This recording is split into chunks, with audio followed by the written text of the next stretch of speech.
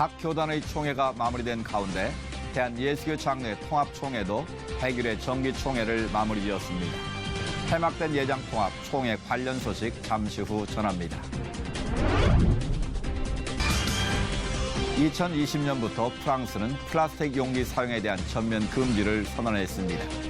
세계에서 최초로 시행되는 조치여서 더욱 주목되고 있는데요. 프랑스 현지 연결해서 관련 내용 들어봅니다. 미자리 목회자를 지원하고 사회적 공익을 실천하기 위한 희망나눔재단이 설립됐습니다. 오늘 이슈를 보는 창에서는 희망나눔재단의 설립 비전을 이정익 이사장에게 들어봅니다.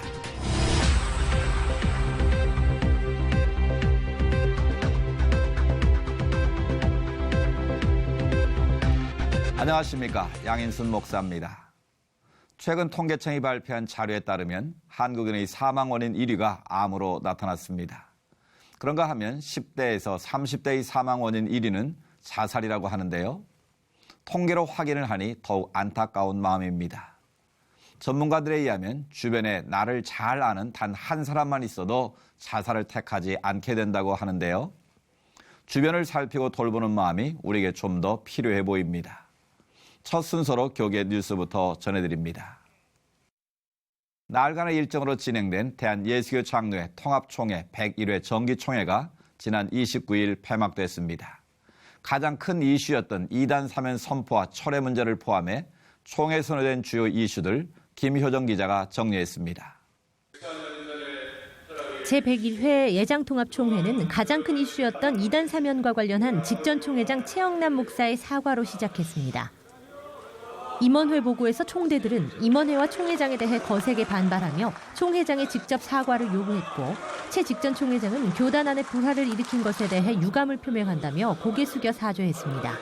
사면 문제라는 것 때문에 교단 안에 불화를 만들어낸 것은 정말 죄송하게 생각합니다. 여러분 넓은 마음으로 양해해 주시고 또 품어주시면 감사하겠습니다.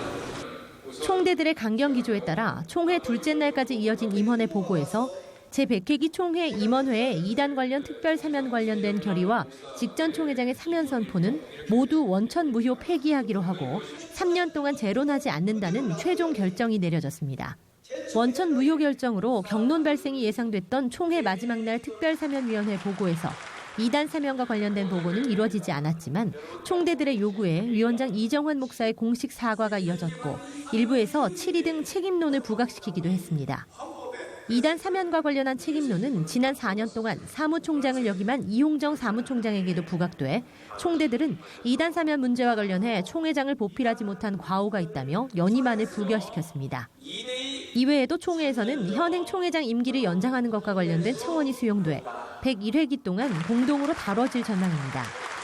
또 교단 소속 7개 신대원 정원 감축안이 통과돼 내년부터 향후 3년간 4%씩 감축해 총 134명을 줄이게 됐습니다. 이와 함께 동성애를 옹호하고 북한 핵 문제와 인권 문제에 대해 조금도 비판하지 않고 오히려 한국 정부만 비난하고 있는 NCCK를 탈퇴해야 한다는 의견도 제시됐지만 이는 교회연합사업위원회로 넘겨 결정하기로 의견을 모았습니다. C채널 뉴스 김효정입니다. 이어서 그 밖의 교계 소식 전해드립니다. 제38회 샬롬나비 원례 포럼이 삼곡 제1교회에서 열렸습니다. 포럼에서는 한국교회를 비롯해 한국 사회, 한반도 평화통일과 이슬람 난민을 위해 기도하는 순서가 진행됐습니다. 이어서 전 총신대학교 총장 차영배 교수가 중생과 성령의 세례 및 성령의 충만을 주제로 강의했습니다. 차영배 교수는 한국 장로교회는 1907년부터 성령을 충만히 받기 위해 남녀노소의 구별 없이 함께 참여해 크게 성장했다며 오늘날 한국교회가 더욱 성령 충만함을 구하고 있기 때문에 하나님께서 크게 축복하실 것이라고 전했습니다. 한편 포럼을 준비한 샬롬을 꿈꾸는 나비행동은 기독교 시민운동으로 2010년 6월 출범해 감사하며 나누고 섬기자를 실천 강령으로 세우고 있습니다. 이번에는 나라 밖 소식입니다. 중동 기독교인들의 처참한 생활은 말로 짐작하기 어렵습니다. 목숨을 걸고 신앙을 지키는 이들이 자유를 찾아 유럽으로 망명을 요청하고 있는데요. 안정된 장소를 찾기까지 두려움의 나날을 보내 했던 한 시리아 목사의 이야기 노르웨이에서 전해온 소식입니다. We first met Saeed Ziada 6 years ago, before the start of the Syrian civil war. He led a small church and also shared his faith in a country where evangelizing Muslims could lead to death or prison. We witnessed miraculous healings, even in a Syrian mosque.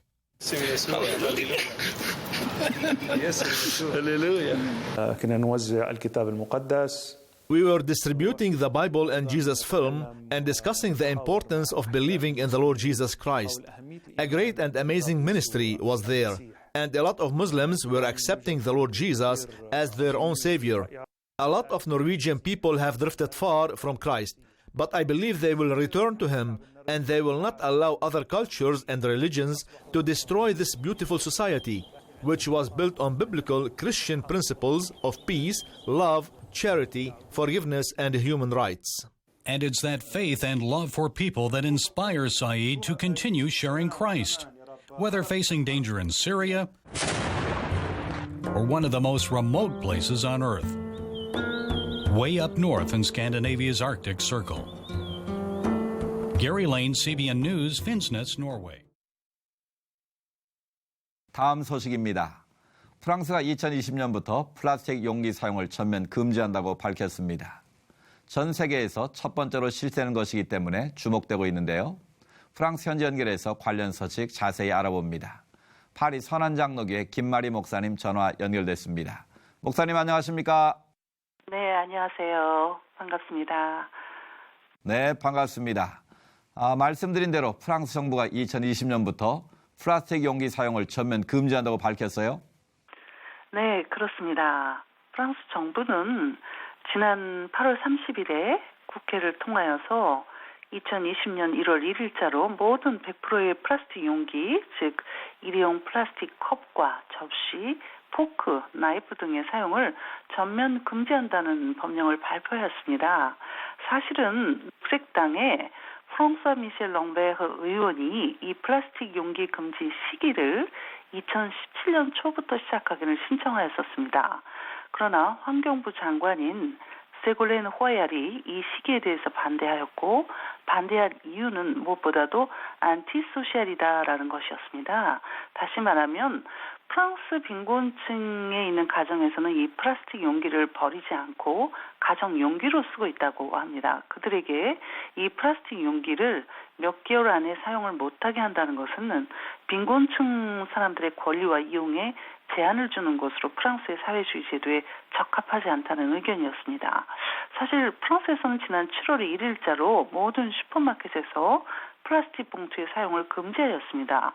몇몇의 작은 슈퍼를 제외하고는 전체적으로 잘 적응하고 종이백 또는 식물성 섬유로 만든 쇼핑백 등을 잘 대처하고 있습니다. 사실 환경을 위해 우리가 줄여야 한다고는 늘 이야기하지만 우리 일상에서 너무 많이 그리고 자주 사고 있는 것이 이런 플라스틱 용기인데요. 프랑스에서 아주 큰 결단을 내린 것 같은데 이런 정책을 실시하게 된 배경 어떻게 풀이할 수 있을까요? 네, 플라스틱 제품은 완전히 없어지는 데 걸리는 시간은 수십 년이라고 합니다. 게다가 플라스틱 제품에 종종 인체에 매우 해로운 물질이 섞여 있어서 이 제품들의 제작 과정과 혹은 폐기할 때에 지구의 환경 오염에 아주 큰 문제로 지적되고 있습니다. 무엇보다도 프랑스는 지난해 파리에서 열렸던 세계 기후 환경대회 친환경에 관한 많은 노력을 하고 있습니다. 지난 주일인 9월 25일에는 작년에 이어서 두 번째로 자동차 없는 파리 운동을 하였고요. 또 연중에 자동차 끝번호의 홀수와 짝수를 구분하여서 파리 시내의 매연을 줄이고 있습니다. 또 8월 한 달은 파리를 가로지는 세느 강변의 강변 도로를 막아서 모래를 깔아서 파리 해변으로 바꾸고 또 손쉬운 자전거 대여와 전기 자동차 대여 등의 많은 노력을 하고 있습니다. 이런 정책이 전면 시행되면 생활은 물론이고 문화에도 많은 변화가 있을 것 같은데 어떻습니까? 네, 그렇습니다. 지난해 프랑스에서만 40억 개의 플라스틱 일회용 컵이 생산되었다고 합니다. 그런데 재활용된 컵은 거의 몇 프로 정도였다고 합니다. 그러게서 세골렌 화이알 환경부 장관의 말처럼 4년 정도의 기간 동안에 여러 산업기관에서 친환경 대체용품을 개발하여 사용한다면 시간이 걸리겠지만 확실히 플라스틱의 생산과 소비 및 공해가 줄어들 거라고 말합니다. 개인적으로는 이 법안이 통과되어서 참 감사했습니다. 그동안 우리의 지극히 개인적인 편안함과 안이함 등으로 하나님이 창조하신 이 아름다운 이 땅이 점점 추하여진다면 그 또한 우리 크리스천들의 책임이 크다고 생각합니다. 또한 페트롤과 화학품으로 만들어진 플라스틱 제품이 하루빨리 친환경 재료로 바뀌어서 환경 기후와 땅의 오염을 줄이는 것에 굉장히 소원합니다. 미래를 위한 가장 좋은 선택이 지구촌 곳곳에서 일어나길 바랍니다. 목사님 말씀 감사합니다. 네, 감사합니다.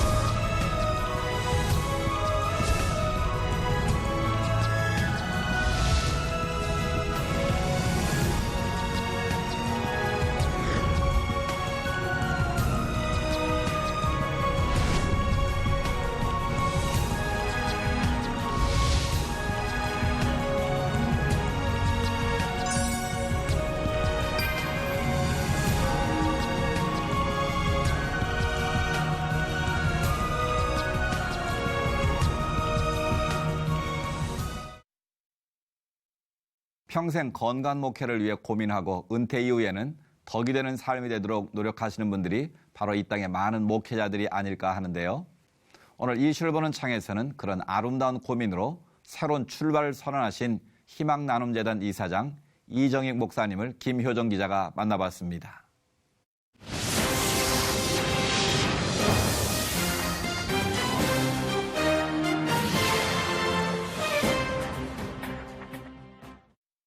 네, 목사님 안녕하세요. 안녕하세요. 네, 이제는 목사님이 아닌 이사장님으로 호칭을 바꿔야 될 것 같습니다. 네. 다른 기관에서도 이사장직을 굉장히 많이 섬기셨는데요. 네. 이번 희망나눔재단의 이사장은 조금 느낌이 남다르실 것 같아요. 어떠신가요? 이제까지는 제가 이제 기존의 기관에 가서 네. 이사장직을 수행을 했는데 지금은 이제 시작을 해가지고 제 직접 네. 그리고 앞으로 이제 또 어떤 모습을 만들어 가야 하는 입장에서 이사장이라 조금 이제 설레기도 하고요. 네. 더 책임감도 더 크게 느껴지고 그렇습니다. 네, 새로운 도전이 되실 것 같습니다. 그렇습니다. 9월 22일이죠. 이제 희망나눔재단 정식으로 출범을 했죠. 했습니다. 네, 상황이 좀 어땠나요? 뭐 많은 분들이 와주셨고요. 네. 또 출범을 축하해 주셨고 또 격려도 많이 해주셨고요. 시작 출발이 참 좋았습니다. 네. 또 많은 분들이 또 색다른 아이템으로 재단을 형성했기 때문에 네. 많은 분들이 더 잘 돼야 되겠다 하는 기대도 많이 해주셨고 네. 아주 고무적으로 용기를 많이 얻었습니다. 네, 굉장히 열기가 뜨거웠던 것으로 저도 좀 들었습니다. 그렇습니다. 네, 사역 이제 내용에 대해서 좀 이야기를 나눠봐야 될 것 같습니다. 4가지 주요 사역을 지금 말씀을 좀 주셨어요. 구체적으로 어떠한 내용들을 담고 있나요? 우선 이제 제가 평소에 느꼈던 것들이 몇 가지가 있는데 그 중에 하나가 우리 이제 목회자들을 이제 영세한 목회자들을 네. 돕는 일이 뭐 있을까 해서 그 프로그램 하나 했고 네. 또 하나는 이제 그동안에도 목회하면서 늘 가져왔던 저 북한의 어린이들 네. 어떻게 하면 어린이들 프로그램을 도울까 또 심장병을 앓고 있는 세계 많은 사람들이 있어요. 네. 특별히 어린아이들 이제 베트남에서 주로 왔는데 이곳에 2, 3명을 데려다 네. 치료해서 보내주는 프로그램이에요. 그거 이제 하려고 그러고 또 하나 이제 네. 문화 프로그램이죠. 신학자들 네. 또 신학 저술자들 어떻게 하면 도울까 네. 하는 그런 프로그램을 한 4가지 정도를 구상을 하고 계획을 했댔습니다. 네, 가장 귀한 사역들만 또 골라서 그렇습니다. 구상을 좀 하신 것 같다는 생각도 듭니다.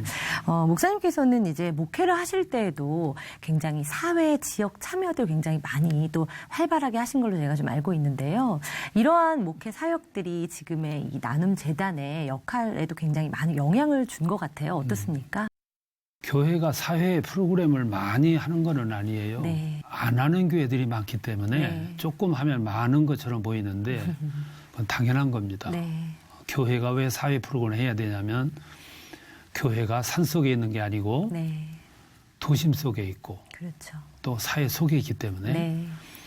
그리고 동쪽에 있는 교회와 서쪽에 있는 교회가 프로그램이 달라야 됩니다. 왜냐하면 지역에서 필요로 하는 걸 해야 되기 때문에 네. 근데 교회들이 그걸 찾아서 하게 되면 사회에 공감을 주게 되고 공감이라는 것은 소통입니다. 네. 소통이 안 되면 우리 사회의 이제 화두가 소통인데 그렇죠. 소통이 이제 소위 사회에 대한 프로그램이에요. 교회들이 그걸 할 수 있다면 뭐 최상인 거죠. 성경의 가르침, 설교 내용이 다 사회적인 거니까 네. 이제 그걸 꾸준히 해왔댔죠. 하다가 이제 연장선상에서 그 중에서도 가장 필요로 하는 거를 압축해서 네. 이제 4가지로 뽑은 거죠. 그럼 네. 가장 엑기스만 담고 그렇습니다. 있는 거네요. 네. 목사님 말씀을 들으면서 좀 듣는 생각이 은퇴하신 후에 이런 건 꼭 해야 된다. 이런 건 꼭 하지 말아야 한다라는 원칙이 좀 있으실 것 같다는 생각이 들어요. 맞습니까? 네, 우리 사회 특별히 교계가 네. 이제 목회를 하시다가 은퇴하시는 분이 있고 네. 후임으로 오시는 분이 있고 이제 바톤 터치가 이루어지는데 네. 이 관계에서 참 어려움이 많아요. 제가 은퇴를 하면 이거는 안 해야 되겠다 하는 것이 이제 은퇴를 했으면 네. 교회 목회는 후임자한테 맡기고 네. 그리고 은퇴한 분은 색다른 모습으로 나머지 시간을 사회에 교계에 기여한다는 그런 프로그램을 만들 수만 있다면 그렇게 하면 이 교회에 대한 미련을 끊을 수 있겠다. 네. 제가 이제 그걸 누차에 스스로에게 다짐했던 네. 일이에요. 그리고 은퇴를 하면 제일 신경 썼던 것이 네. 초라해지지 말자. 이거 굉장히 중요한 거거든요. 그럼요. 은퇴 자체가 초라하게 만드는 건데 네.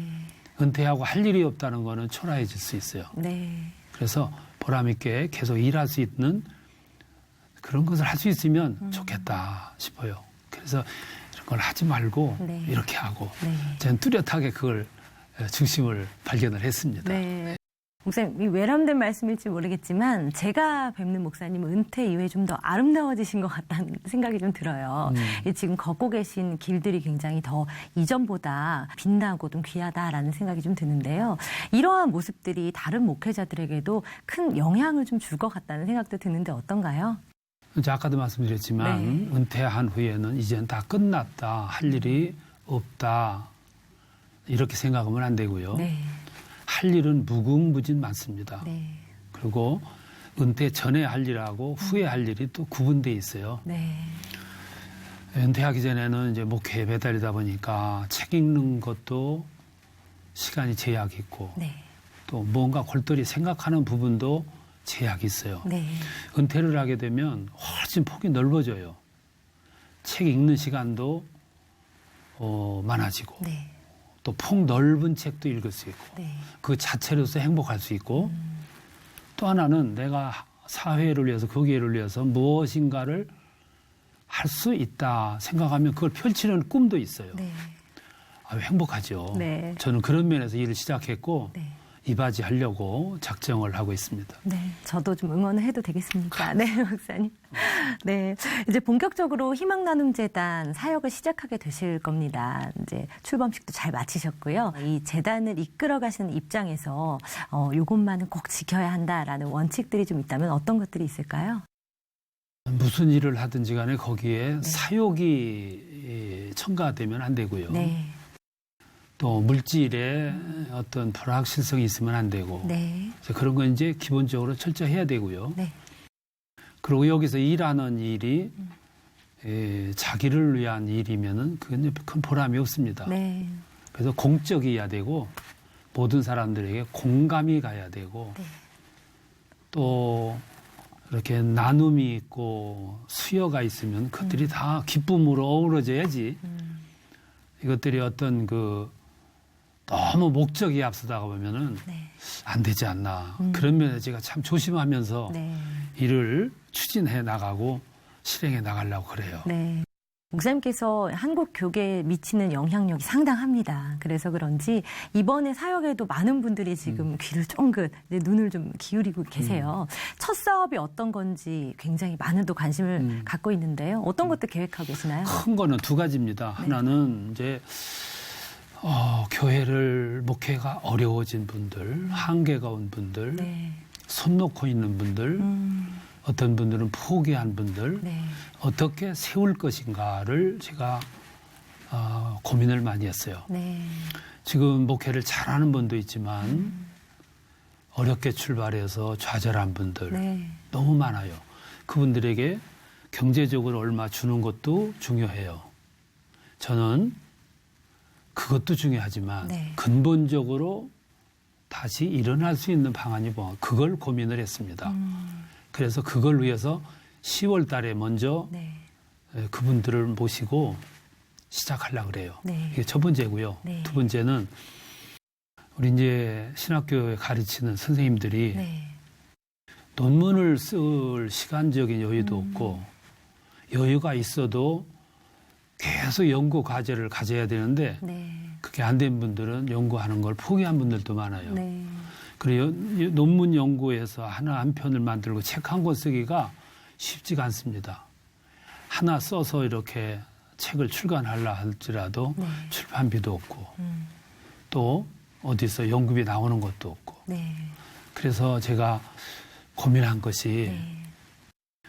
연구는 하고 싶은데 영세한 분들 이분들한테 연구비를 지원해 주자. 네.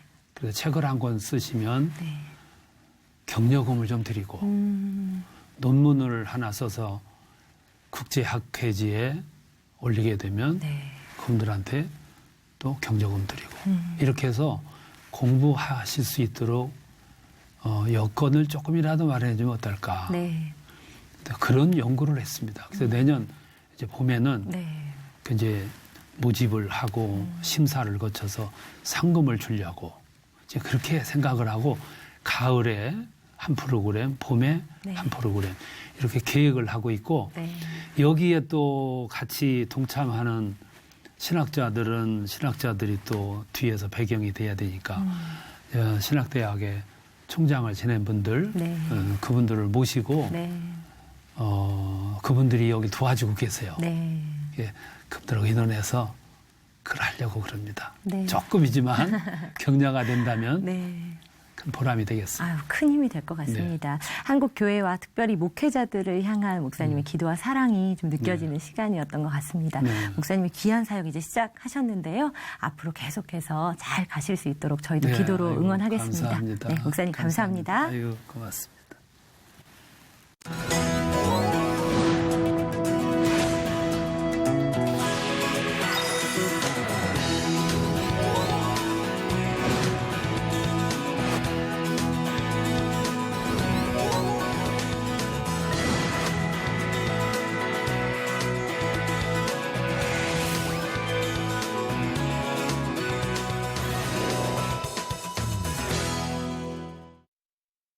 일본 뇌염주의보가 내려졌습니다.